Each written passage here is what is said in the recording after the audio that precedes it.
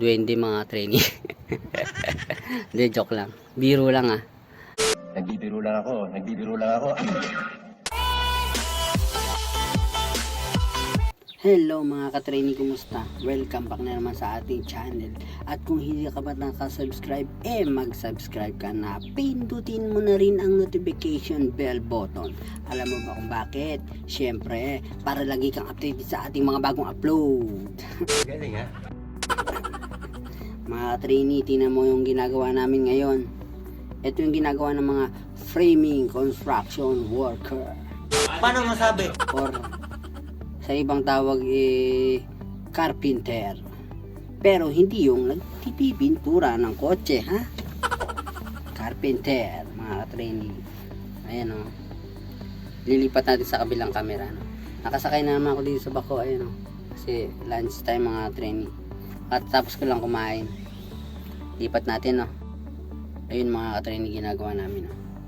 Ayun sa baba, o. Ayun o. Andito yung mahaba, yung malaki. Ito yung mula sa baba na yon, nandun 3.2 meters. Ito ano lang to, 3 meters. Ito yung taas niyan, mas doble ko yata yun eh, kasi ano ko 9.2 yung height ko eh, nahinto na. Yun doon mga ka-trainee, yung pag ganon doon L, ano yun, 1.2 meters. Ayun o, nakagagawa lang namin, pinaparisan namin ganun, no? Kasi bubuhusan ng semento yan mga ka-trainee, boundary yan mga ka-trainee. Siguro magiging bahay dito banda, tapos dito may bahay din mga ka-trainee. Hindi totoo yan. Tapos doon magiging parking lot doon mga ka-trainee. Maganda yung harap nila, ayun yung karerahan ng kabayo mga ka-trainee. Ayun yung tayaan, no?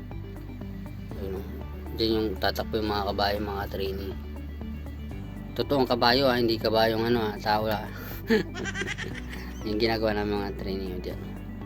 Hindi pa natatapos, paparisan namin yung ganyan dyan, no? Pack. Yan mga ka-training, yung mula dito papunta ron, yung sukat ng concrete na may bubuhos dyan. Sanbiaku, or sa English 300 mm. Millimeter yan mga ka-training. Kung sa centimeter, 30 cm mga ka-training. Yun, 30 cm yung kapal niyan. Kasi kadalasan dito nagsusuka sila puro millimeter mga trainee. Kasi sa atin sa Pilipinas centimeter eh, tapos lalagyan mo lang ng point eh. Kunyari 30.5 yung mga ganyan. Sa kanila Sanbiaku, go. Ganun yung basa nila doon sa 30.5. Sanbiaku, go. Magi 300 mm tsaka 5. Ayun mga ka-trainee, kahapon binuhusan namin yung base na yan eh. Ay hindi pala kami nagbuhos, ano lang, yung may-ari ng Gemba dito. Ang ginawa lang namin kahapon yung dun yung dugtungan niya, yung joint, yung kanto, kasi may parang pampatibay yan eh.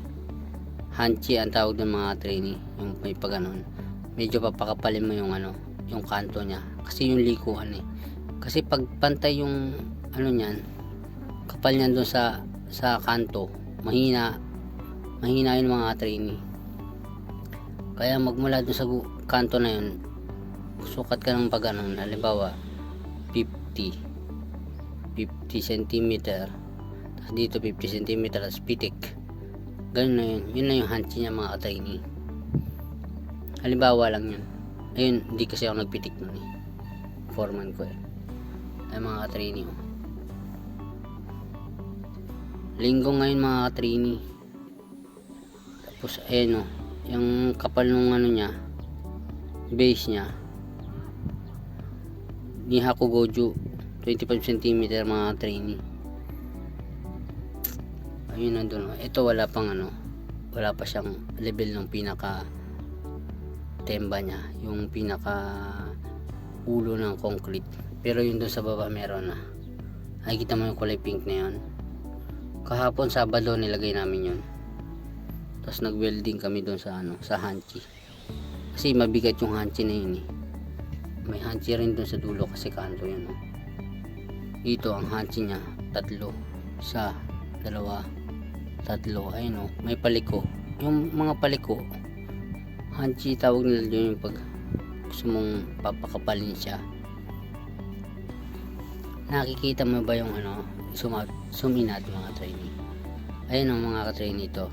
Sa 2, 3, 5. Meron pa rin, no? Lahat yan may 5 mga trainee. Bawasan natin konti. Yan, no? Para sa inyo mga ka-trainee. Ano yan mga ka-trainee? Lusutan yan ng ano, mga trainee. Taong maliliit mga trainee. Duwende mga trainee. Hindi, joke lang. Biro lang ah. Nagbibiro lang ako. Ano yan mga ka-trainee?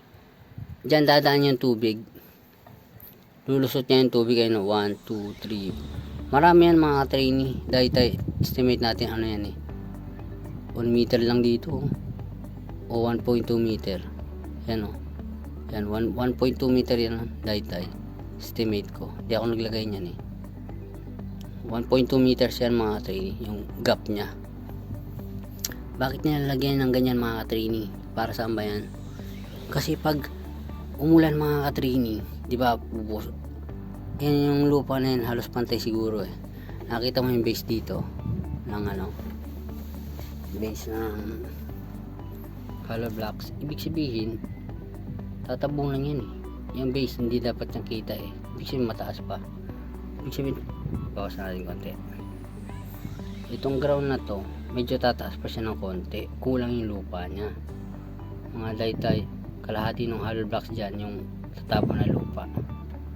Hanggang dun, ibig sabihin mga, hanggang dito, estimate natin hanggang dito yung lupa. Pag umulan mga ka-trainee, bibigat yung lupa. Pag walang ganon, yung labasan ng tubig mga ka-trainee, bibigat siya, bibigat yung dito. Maaari niyang itulak to. Pader yan eh, pader. Tutulak niya yan papunta ron. Kung walang ganun. Kaya yun ang purpose ng mga trainee. Ma'am, galing mo pala dyan ah. Hindi ko alam ah.